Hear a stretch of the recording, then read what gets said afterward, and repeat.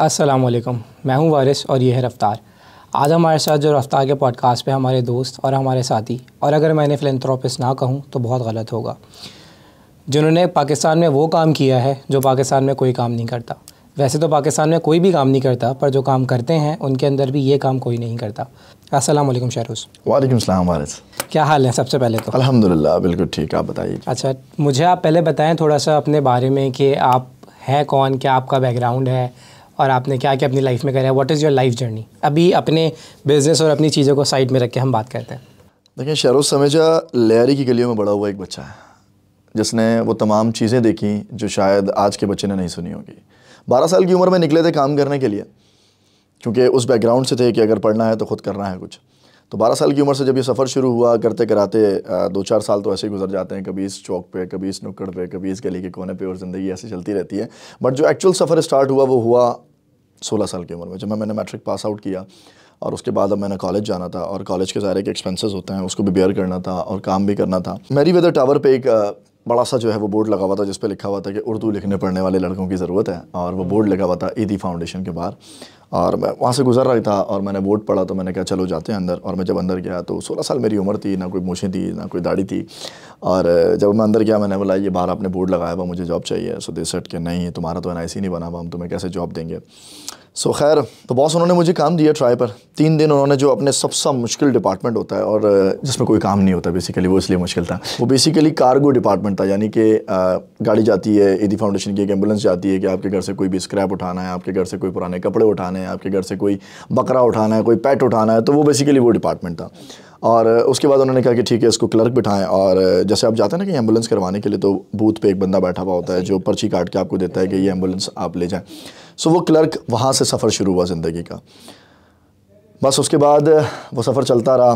Clerk से control room में आए, कंट्रोल रूम में इंचार्ज बन गए, कंट्रोल रूम इंचार्ज से निकले इमरजेंसी सर्विस में चले गए, इमरजेंसी सर्विस से निकले डोनेशन में चले गए, डोनेशन से निकले अफरादी कुव्वत चले गए। 16 साल के 18 साल के दरमियान रहा था, या कितना लंबा टाइम स्पेंड था? बेसिकली मैंने 4 साल गुजारे थी फाउंडेशन में। 4 साल के अंदर, और लकी मैं इसको लकीली कहूँगा कि 2008 से लेकर 2012 तक के जो कराची के हालात थे वो सबसे वर्स्ट तरीन हालात। हाँ, बेशक, जिसके अंदर हर किस्म की मुश्किल सूरत हाल से इस कराची के बंदे को गुजरना था बेसिकली। तो उसी दौरान हमने भी काम सीखा, और क्योंकि काम बहुत ज़्यादा था उस वक्त, और कोई NGO नहीं था और कोई रेस्क्यू सर्विस नहीं थी। इवन तो कि डेड बॉडी को भी पता होता था कि यार शहरोज़ ने आके उठाना है या ईदी ने आके उठाना है, क्योंकि और कोई एम्बुलेंस सर्विस भी नहीं थी हमारे पास। बाकी एम्बुलेंस सर्विस का स्टार्ट हुआ है 11 के एंड में, और 12 के शुरू में जाके वो सर्विसेज आना शुरू हुई हैं। गवर्नमेंट को भी इस बारे में नहीं इल्म था, सिर्फ ईदी साहब ही थे जो ये सारा काम करते। बिल्कुल ऐसे ही। आपने ईदी साहब का मेंशन करा है यहाँ पे, आपका खुद कितना पर्सनल इंटरेक्शन ईदी साहब से रहा, या आपकी क्या इंस्पिरेशन थी उनसे? देखिए, ईदी साहब ने पर्सनली 2-3 जुमलों के अंदर ना बहुत सारी चीज़ें हमें सिखाई हैं। तो उन्होंने कुछ चीज़ें सिखाई थी हमें, जिसके अंदर सबसे पहला पॉइंट ये था कि आज तुम अगर यहाँ मौजूद हो तो अल्लाह ताला तुमसे कोई काम लेना चाहता है, बेशक, वरना तुम्हारी जगह कोई और होता। बस वो उनके साथ ना उनकी एक अट्रैक्शन थी। वो जब खड़े हो जाते थे ना, तो इन्वायरमेंट पूरा ऐसा हो जाता था कि बस उनका कहना नहीं होता था, वो काम हो जाना था। उनकी ऐसी वाइब्स थी, वो आके खड़े हुए, और हमें नहीं पता हमारे अंदर से कहाँ से हिम्मत आई। हमने उस पूरे बॉम्ब ब्लास्ट में काम किया, वहाँ से मौजा समेटे, लाशें समेटी, सिविल हॉस्पिटल पहुँचे, वहाँ से मुर्दा खाना पहुँचे, फिर वहाँ डंसवाल में आग लगी हुई थी, और जो 17-18 दिन जो आग लगी हुई थी वहाँ पर हम लोग काम करते रहे। मतलब 3-3, 4-4 दिन बाद हम घर जाते थे। तो अगर मैं यूँ कहूँ कि मेरी नर्चरिंग ईदी फाउंडेशन में हुई है तो ये गलत नहीं होगा। आपने क्या डायमेंशन शिफ्ट किया, या आपके दिमाग में क्या ऐसा आया है, आपने ऐसा क्या देखा, क्या मोमेंट आपका इंस्पायरिंग था कि आपने सोचा कि नहीं यार ये छोड़ के अब मुझे ये करना है, और किस तरह से शिफ्ट आया? आप बेशक पढ़ भी रहे होंगे, या आप स्टूडेंट होंगे, या आप किसी ऑर्गेनाइजेशन के साथ मुंसलिक थे जैसे ईदी है, तो जब आपने ईदी छोड़ा तो फिर आपने क्या किया? मैंने ईदी फाउंडेशन छोड़ा तो उस वक्त छोड़ने का मकसद ये था कि मैंने जब ग्रेजुएशन एग्ज़ाम्स दे दिए, मैंने उन्हीं 4 सालों के अंदर बीकॉम पार्ट 1, 2 सब कर लिया।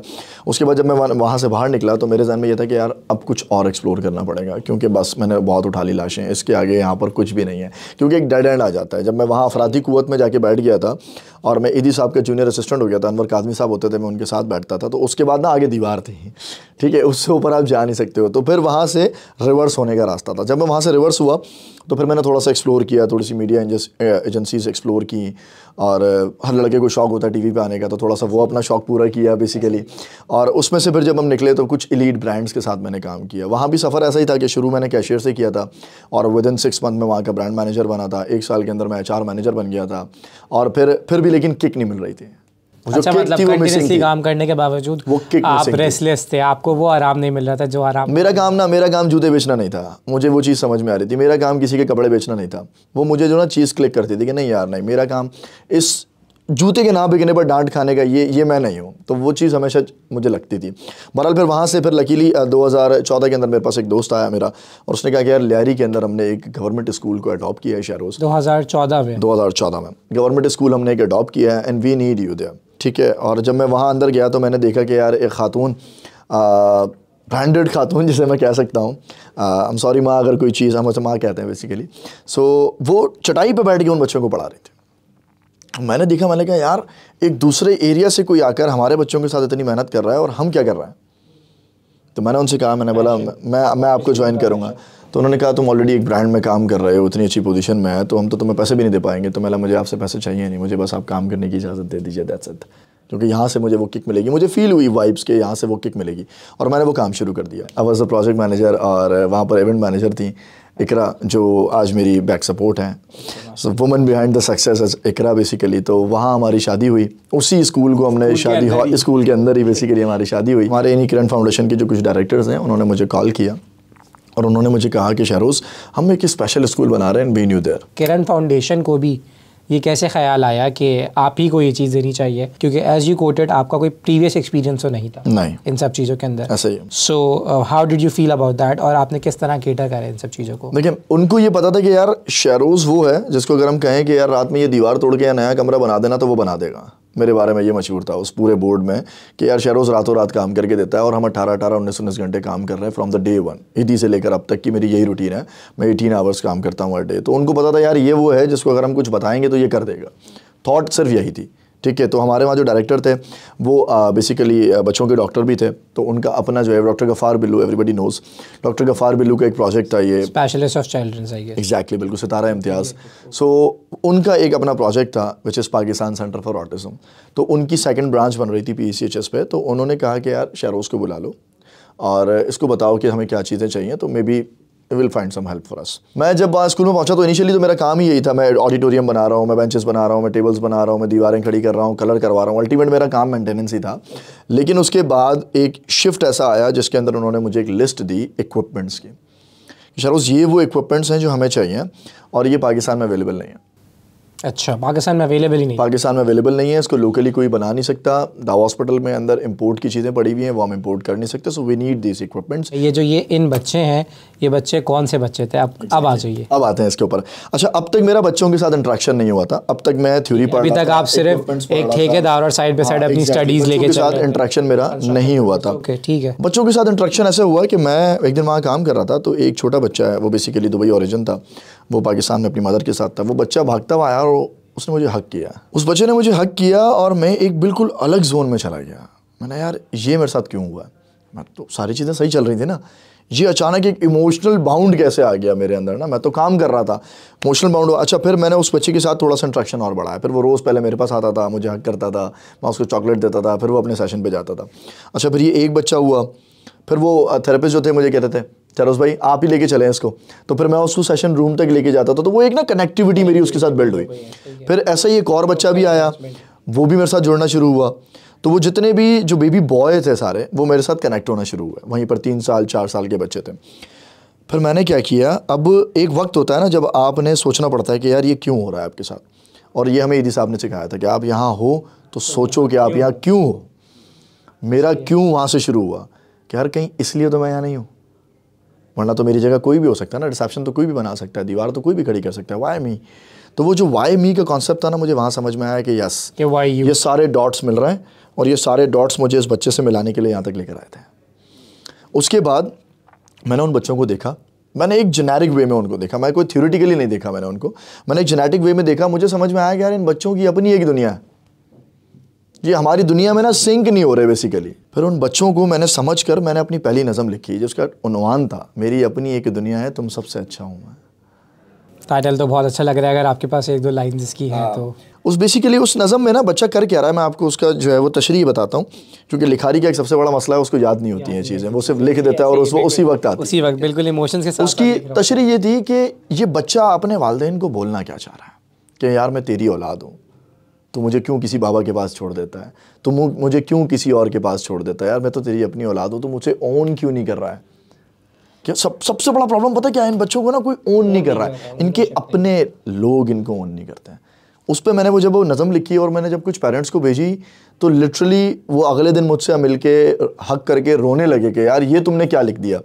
मतलब यार मुझे ये फ़ील हुआ और मैंने लिखा। अच्छा उस वक्त क्या था कि मैं फाइनेंशियली बहुत क्रंच में था, तो उस दौरान क्या था कि जब मैं और इकरा एक न्यूक्लियर रहते थे, एक सुपर हाईवे के ऊपर पेंट हाउस था, रात में वहाँ 7 बजे के बाद सन्नाटा हो जाता था, तो मेरी ना एक कनेक्टिविटी जुड़ी अल्लाह के साथ। उस वक्त मैंने दीन को समझा, दीन को पढ़ा मैंने, और उस दीन से ना वो चीज़ें निकाली जो हम मिस कर रहे हैं। हम जो दीन पढ़ रहे हैं वो किसी और किस्म का है ना, जो एक्चुअल था उसके अंदर मैंने अखलाकियात पढ़ी, उसके अंदर मैंने इंसानियत पढ़ी, फिर मैंने उन तमाम चीज़ों को कनेक्ट किया कि सवीना खत्री क्या कर रही हैं, अमजद साकिब साहब क्या कर रहे हैं, गफ़ार बिल्लू सारे सोशल एक्टिविस्ट क्या कर रहे हैं, ईदी साहब क्या कर रहे हैं, और ये इनका मकसद क्या है, क्यों कर रहे हैं। ठीक है, वो एक वक्त था मेरा जो ना जब मैं बहुत ज़्यादा कनेक्ट हो गया था, क्योंकि मैं अकेला था, मेरे पास करने के लिए कुछ था नहीं। 5 बजे 6 बजे ऑफ हो जाती थी, घर के टेरेस पर जाके मैंने बैठना होता था और बस रात की सर्दी में बैठे रहना कि सोचना है कि करना क्या है, अब आगे करना है क्या है, भाई कुछ रास्ता दिखा। नेक्स्ट तो अल्लाह ताला ने मुझे वो रास्ता दिखाया कि बेटा ये बच्चे हैं जिनके साथ काम करना है। और मैंने वो नज़म लिखी और उस नज़म के बाद जब मैंने वो इक्विपमेंट्स बनाना शुरू किए तो एक अंदर ही अंदर ना एक फ़ील जनरेट होता रहा, और वो फील ऐसा जनरेट होता रहा कि यार दिस इज़ समथिंग जो मुझे ना अंदर से रिलैक्स कर रहा है, ये काम इन बच्चों के लिए काम कर रहा है, सुकून आने लगा आपको हल्के। एग्जैक्टली। वो जब काम मैंने शुरू किया, 1 साल लगा मुझे उस स्कूल को बनाने में, और 1 साल के बाद जब वो स्कूल कंप्लीट हुआ तो काम तो खैर निकलते रहते थे, लेकिन प्रोडक्ट बना, समझ में आया कि यार क्या हो सकता है। इस पूरे सफ़र के दौरान मुझे ये समझ में आया कि जिस चीज़ को कोई नहीं बना रहा वो आगे कैसे मिलेगी किसी को, सबके पास तो शेरोज़ नहीं है ना। एग्जैक्टली ये जो थॉट थी ना ये मुझे परेशान कर रही थी, मतलब कैसे। अच्छा उसके दौरान डायरेक्टर्स के साथ जब हम बैठ रहे थे तो एक ब्रेनस्टॉर्मिंग भी चल रही थी कि यार आने वाले वक्तों में इसका ग्राफ बहुत बढ़ेगा, आने वाले वक्तों में हर स्कूल इंक्लूसिव स्कूल होगा, आने वाले वक्त में हर स्कूल को थेरेप्यूटिक प्रोडक्ट की ज़रूरत पड़ेगी। स्पेशल एजुकेशन डिपार्टमेंट कह रहा है कि हम जो है कानून नाफिज कर देंगे कि हर स्कूल के अंदर हो भी गया है कुछ हद तक। अच्छा बैक एंड पर ना मेरी थॉट चल रही थी कि अगर ये सब चीज़ें मांगेंगे तो उनको देगा कौन। अब यहाँ से वो थॉट शुरू हुई, अब यहाँ से वो बिजनेसमैन वाला, हाँ वो थॉट शुरू किया यार इन सबको ये सामान देगा कौन। तो वो शिफ्ट था एक्चुअली आपका, शिफ्ट था बेसिकली। फिर मैंने जो सोल्यूशन की कंपनी जो बनी, बेसिकली मैंने एक प्रोडक्ट बनाया। अच्छा यहाँ पे हम ऐड करते हैं solutions.com.pk करता क्या है। अच्छा solution.com.pk बेसिकली हमारे जितने भी मेंटली चैलेंज बच्चे हैं जिसके अंदर ऑटिज्म आ जाता है, ADHD आ जाता है, डाउन सिंड्रोम आ जाता है, और जितने भी हमारे फिजिकली हैंडीकैप बच्चे हैं, फिजिकली के अंदर जो फिजियोथेरेपी इक्विपमेंट्स बनता है उनका कस्टमाइज सोल्यूशन उन तमाम चीज़ों को मैन्युफैक्चर करता है, और उनको मैन्युफैक्चर सिर्फ नहीं करता, उसको इंस्टॉल करता है, उसको एस्थेटिकली इंस्टॉल करता है, उसके इर्द गिर्द के जितना सपोर्टिंग इन्वायरमेंट है उसको डिज़ाइन करता है, और जो ऑलरेडी बच्चे के साथ इतनी महरूमियाँ हैं उस एहसास महरूमी को ख़त्म करके उसको एक प्ले एरिया की फील के अंदर वो तमाम इक्विपमेंट दे देता है। इवन तो आप बच्चों की बात नहीं कर रहे, हम मेरी और आपकी बात कर रहे हैं, ये बहुत नॉर्मल है, ऐसे ही है, हमारे भी मूड स्विंग्स होते हैं। बात ये है कि हम कम्युनिकेट कर पा रहे होते हैं, ये बच्चे नॉन वर्बल होते हैं, ये कम्युनिकेट नहीं कर पा रहे होते हैं। ठीक है, मैं हमेशा पेरेंट्स से कहता हूँ कि इनको समझाने से पहले इनको समझना सीखो कि वो कहना क्या चाह रहे हैं। हो सकता है वो कोई ज़िद कर ही ना रहा हो आपके साथ, हो सकता है वो कोई गलत चीज़ आपसे चाह ही ना रहा हो, लेकिन वो आपको समझा नहीं पा रहा। स्टार्टिंग से ना ट्रेन है ना एक्सपीरियंस है ना हम लोगों के पास ये नॉलेज है, जो अब डायनामिकली चीज़ें चेंज हो रही हैं वर्ल्ड के अंदर या इवन हमारी कंट्री के अंदर भी जितने पैटर्न्स हैं वो वक्त के साथ साथ बहुत जल्दी शिफ्ट हो रहे हैं। तो हमारे पेरेंट्स के पास भी ये नॉलेज नहीं है। Even before that this solutions.pk मेरे पास भी ये नॉलेज नहीं थी कि ये सब भी होता है, and I was too shocked कि ऐसा पाकिस्तान में भी हो रहा है और हमारे ही शहर में हो रहा है। सो ये नॉलेज शेयर करना या किसी तक पहुँचाने के बाद भी एक बहुत बड़ा टास्क है। तो आप इन बच्चों को किस तरह टैकल करते हैं, आप इन लोगों के साथ किस तरह से चीज़ें कंडक्ट करते हैं, या आप कैसी थेरेपीज़ में रहते हैं, या आप किन किन लोगों के साथ अलाइन हैं, तो ये सब थोड़ा सा इस पर बात करते हैं। मैं इन बच्चों को ना सबसे पहले बहुत ही नॉर्मल ट्रीट करता हूँ। ठीक है, इन बच्चों के साथ ट्रीट करने के लिए सबसे पहले आपको चाहिए होता है सब्र। ऐसे ही है, बिल्कुल ऐसे ही। और सबसे आखिरी चीज़ भी आपको सब्र चाहिए इसके अलावा और कोई सब्र के अलावा कोई हल नहीं है। एग्जैक्टली बिल्कुल, क्योंकि देखिए सब्र ही आपको हर चीज़ का हल देता है। बच्चा एक वक्त तक जिद करता है, आप अगर उस पर सब्र कर लेना, आप ना चिढ़ें तो वो बिल्कुल काम हो जाता है। अगर आप चिढ़ जाए ना तो वो बच्चा और करके दिखाता है। देखिए किसी भी चीज़ से जब रिस्पांस आएगा ना तो आप उसको और करेंगे। बेसिकली वो जो रूलिंग सिस्टम है ना, पेरेंट्स अपने बच्चों पे रूल करते हैं कि मैं बोल रहा हूँ ऐसे होगा तो ऐसे होना चाहिए, आप उसके बारे में सुन ही नहीं रहे हो कि वो क्या चाह रहा है। तो ये रूलिंग सिस्टम असल में ये जो रूलिंग सिस्टम चलता आ रहा है काफ़ी अरसे से चलता आ रहा है, जद्दी पुश्ती चलता आ रहा है एग्जैक्टली। तो ये फ़ौरन तो नहीं हटा सकते आप, ये ऐसा नहीं है कि आप रात में करें और सुबह बदलें। आपको बात बताऊं, इस रूलिंग सिस्टम के तले ना एक पूरी जनरेशन बर्बाद हो रही है। अपने जो फील्ड के रिलेटेड लोग हैं उनके साथ बैठ के एक ही बात करता हूं, मैंने बोला ये बच्चा 5 साल पहले किसी को नहीं पता था कैसा है, ठीक है। 2020 में सबको समझ में आना शुरू हुआ कि ऑटिज़म क्या होता है, ठीक है। रिसर्च शुरू हो गई, लोगों ने काम शुरू किया। कोविड के बाद इसका ग्राफ बढ़ता चला जा रहा है, ये 100 में से 5 हो गए, ठीक है। पहले 100 में से 1 था। आगे आने वाले वक्तों में, क्योंकि हम इसकी प्रिवेंशन पे तो काम कर ही नहीं रहे, क्योंकि हमारे पास वो है ही नहीं, हमारे पास रिसर्च ही नहीं है, अवेलेबल नहीं है, तो हम कैसे करेंगे इसको मैनेज कर रहे हैं। यानी हमने क्या कर रहे हैं, हम इसको ऐसे देख रहे हैं कोरोना आया, हमने उसको मैनेज किया, हमने उसके रोकने के लिए कुछ नहीं किया, ठीक है। कि वो दोबारा ना आए, हमें नहीं पता वो दोबारा भी आ सकता है, तो हमने उसकी प्रिवेंशन के लिए तो कुछ भी नहीं किया ना, हमने उसको मैनेज कर लिया वक्ती। हम इन बच्चों के साथ भी क्या कर रहे हैं, आज ये बच्चा थोड़ा सा प्रॉब्लम कर रहा है, हम इसको एक पीड्स के पास लेके गए, पीड्स ने बोला साइकोलॉजिस्ट के पास लेके जाओ, असेसमेंट कराओ। साइकोलॉजिस्ट ने असेसमेंट किया, जो यूके बेस्ड हमारे टूल्स हैं, उस टूल्स के ऊपर उसने उसको असेस करके एक उसने लेबल दे दिया कि ये बच्चा ऑटिस्टिक है और ये बिलो द रेंज है। अब जब वो बिलो द रेंज चला गया तो अब वो एक थेरेप्यूटिक इंस्टीट्यूट में चला गया। अब वो थेरेप्यूटिक इंस्टीट्यूट में वो उस एक ही चक्की में पिस रहा है। जो बच्चे के साथ दिन में 35 मिनट काम करता है, दैट्स इट। फिर वो 35 मिनट किसी और बच्चे थेरेपिस्ट के पास जाता है, फिर वो 35 मिनट किसी और थेरेपिस्ट के पास जा रहा है, तो उसके साथ तो वो एक इमोशनली बाउंड ही नहीं है। उसके लिए तो नॉर्मल रूटीन। 4 महीने के अंदर कोई रिजल्ट नहीं आया, पेरेंट ने कहा यार ये इंस्टीट्यूट तो सही नहीं आया, तो रिजल्ट नहीं आ रहा, उसने उठाया अपने बच्चे को दूसरे में ले गया। तो हम कर क्या रहे हैं, हम उसका वो टाइम किल कर रहे हैं।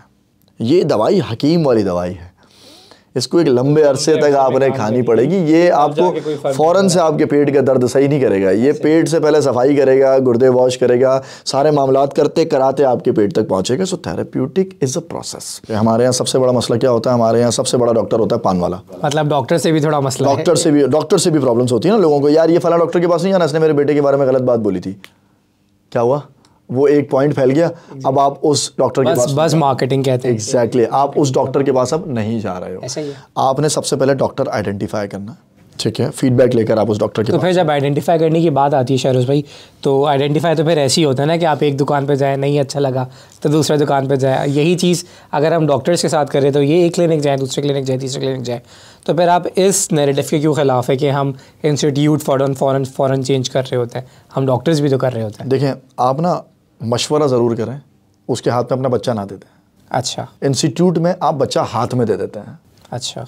डॉक्टर्स ढूंढने के वक्त पे आप मशवरा कर रहे होते हैं कि यार ये सही है कि नहीं है, मैं जाऊं कि नहीं जाऊं। डॉक्टर के पास आप एक दिन जाएंगे, वो आपको बताएगा कि हाँ यार कुछ मसला है, या वो आपको बोलेगा यार कोई मसला नहीं है, दैट्स इट। आपका डॉक्टर के साथ ट्रांजैक्शन खत्म, एग्जैक्टली। फिर आप इंस्टीट्यूट चले जाते हैं। अब मिसाल के तौर पर आपको एक अच्छा पीड्स मिल गया, बहुत सारे अच्छे पीड्स मौजूद हैं, आपको एक अच्छा पीड्स मिल गया जो देख रहा है कि हाँ यार आपके बच्चे के माइलस्टोन्स अचीव नहीं हो रहे, तो आपको कहेगा कि यार you should consult with some psychologist या नैरो डेवलपमेंट। इसके साथ आपने किसी नैरो सर्जन को दिखाएं या किसी चाइल्ड नैरोलॉजिस्ट को दिखाएं, आप किसी चाइल्ड नैरोलॉजिस्ट को दिखाएं। जब आप चाइल्ड नैरोलॉजिस्ट के पास जाते हैं तो वो आपको दिखाता है, वो आपको बताता है कि यार इसके ना कुछ नैरो डेवलपमेंट डिसऑर्डर्स दिख रहे हैं हमें, तो you should go to some psychologist जो उसको असेसमेंट दे। अच्छा, हमारा ताल्लुक असेसमेंट से साइकोलॉजिस्ट से नहीं होता, क्योंकि हमारा उसके बाद शुरू होता है। साइकोलॉजिस्ट के पास जब बच्चा जाता है तो वो एक सिंपल असेसमेंट होता है जिसमें पेरेंट्स की हिस्ट्री होती है, ठीक है, पेरेंट्स के बैकग्राउंड्स होते हैं, पेरेंट्स का इंटरव्यू होता है कि आपके बच्चे के साथ क्या क्या हुआ है, जब ये पैदा हुआ था तो कैसा था, 2 महीने बाद इसने ये माइलस्टोन अचीव किया कि नहीं किया,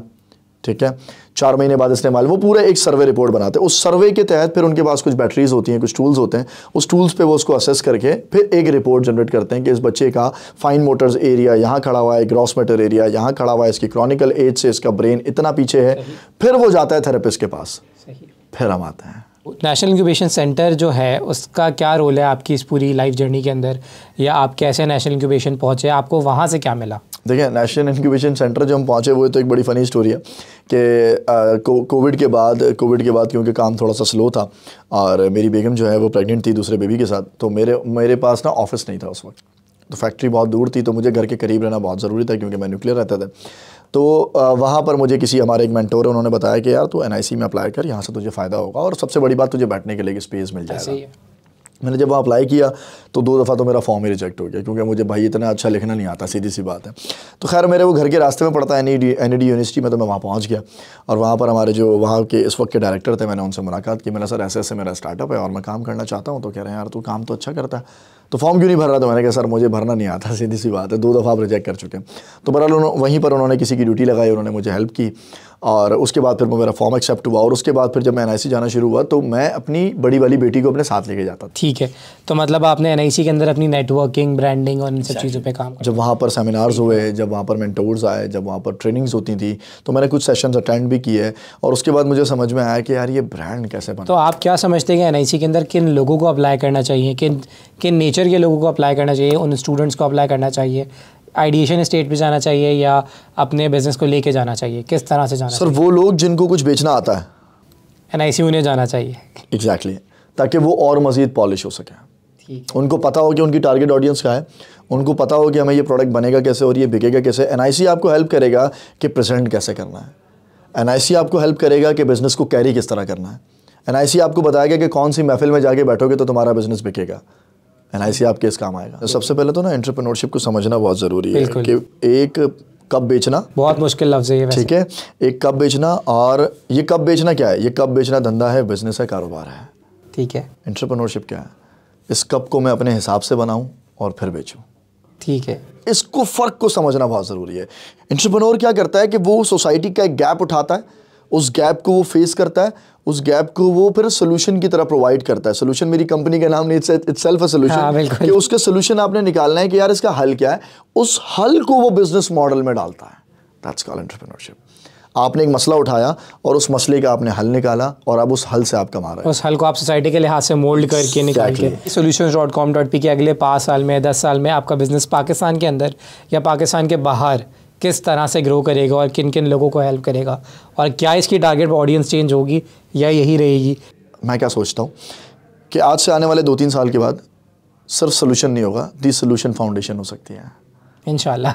जहाँ हमें राइट ट्रस्टीज़ मिलते हैं, जहाँ हमें राइट लोग मिलते हैं जिनके साथ बैठ के हम एक फाउंडेशन इस्टेब्लिश करें कि अब हम उन बच्चों तक पहुँचें जो हमें अफोर्ड नहीं कर सकते। एग्जैक्टली, जो NGOs को हम इतना अच्छा सेटअप बना के दें विदाउट एनी कॉस्ट, कि यार आप सिर्फ बच्चों के साथ काम करें, हमें बच्चों के साथ रिजल्ट दें, आप छोड़ दें कि पैसा कहाँ से आ रहा है।